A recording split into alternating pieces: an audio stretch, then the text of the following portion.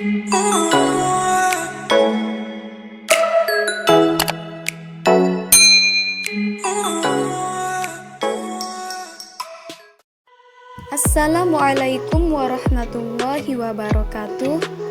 Kembali lagi dengan saya Jamilah Rizka dengan NIM 0204202102. Baiklah teman-teman semua, dalam video pembelajaran kali ini saya akan membahas mengenai penulisan karangan. Dalam penulisan karangan dibagi atas 3 bagian, yaitu yang pertama topik, tema, judul karangan, yang kedua pola susunan kerangka karangan, dan yang ketiga jenis-jenis karangan. Nah, selanjutnya pembahasan yang pertama, yaitu mengenai topik, tema, judul karangan.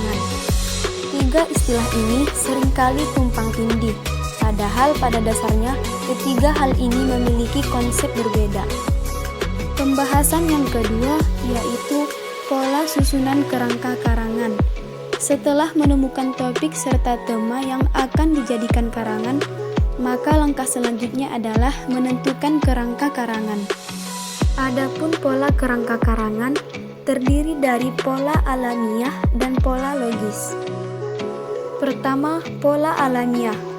Pola ini memiliki 2 pola, yakni pola urutan waktu dan urutan ruang.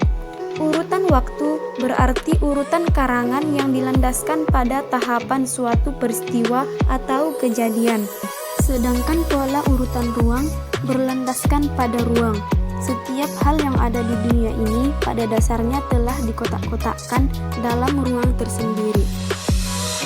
Seterusnya yang kedua, yaitu pola logis. Pola logis merupakan pola yang terbentuk dari pikiran pengarang dengan meletakkan gagasan serta konsep berdasarkan efek yang ingin dicapainya. Dalam pola logis ini terdiri dari beberapa pola lain yang akan dijabarkan berikut ini. Pola pertama adalah pola sebab akibat. Pola ini merupakan pola yang mengawali pembahasannya dengan sebab untuk kemudian disampaikan akibatnya. Begitupun dengan sebaliknya, yakni akibat terlebih dahulu untuk kemudian disampaikan sebabnya. Dan pola yang kedua yaitu pola klimaks dan anti klimaks. Pola ini adalah pola yang mementingkan bagian penting dari suatu karangan.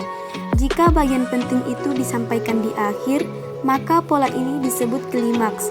Sedangkan jika bagian penting itu berada di awal, maka disebut anti klimaks. Berikutnya pola terakhir, yaitu pola pemecahan masalah. Pola ini dimulai dengan masalah untuk kemudian disampaikan pemecahannya. Pola ini sering digunakan pada penulisan skripsi yang pada strukturnya memang berupa pemecahan masalah. Berikutnya bagian yang ketiga, yaitu jenis-jenis karangan. Setelah menyusun kerangka karangan, langkah selanjutnya adalah menentukan jenis karangan apa yang akan ditulis. Jenis karangan ini terbagi menjadi 2. Yang pertama, jenis karangan berdasarkan karakteristiknya. Dan yang kedua, jenis karangan berdasarkan sifatnya. Yang pertama, jenis karangan berdasarkan karakteristiknya.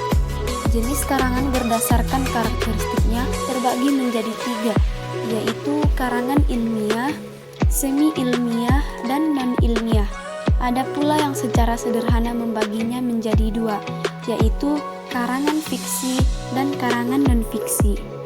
Dari tabel tersebut, kita dapat mengklasifikasikan beberapa karya yang termasuk ke dalam ilmiah, semi-ilmiah, maupun non-ilmiah.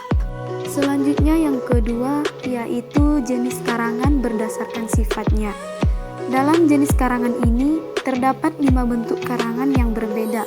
Bentuk-bentuk tersebut yaitu karangan deskripsi, karangan narasi, karangan eksposisi, karangan argumentasi, dan yang terakhir karangan persuasi. Selanjutnya, pengertian dari karangan deskripsi. Kata deskripsi merupakan hasil padanan yang diambil dari bahasa Inggris dengan description, yang jika merujuk kata kerjanya to describe berarti melukiskan atau menguraikan. Dengan demikian, karangan deskripsi merupakan karangan yang berusaha menggambarkan benda, manusia, atau tempat tertentu.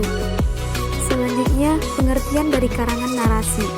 Karangan narasi merupakan karangan yang menceritakan atau menyampaikan urutan peristiwa secara kronologis. Kata narasi diambil dari bahasa Inggris, yaitu narration, yang bermakna cerita. Selanjutnya, pengertian dari karangan eksposisi. Eksposisi merupakan saluran kata exposition yang berasal dari bahasa Inggris. Kata ini bermakna membuka atau memulai.